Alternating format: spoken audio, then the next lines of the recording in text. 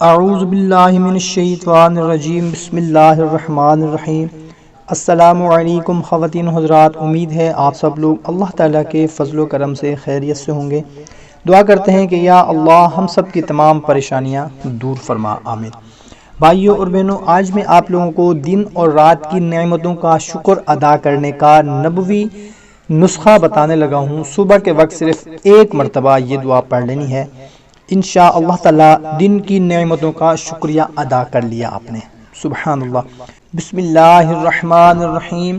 اللہم ما اصبح بی من نعمت او باحد من خلقک فمنک وحدک لا شریک لک فلک الحمد وَلَكَ الشُّكْرُ۔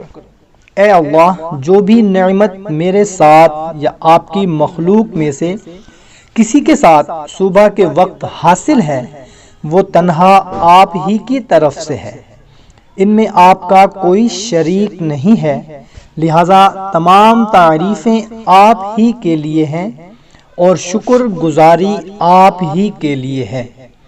جو شخص صبح کے وقت ایک مرتبہ پڑھ لے تو اس نے اس دن کی نعمتوں کا شکر ادا کر لیا۔ سبحان اللہ۔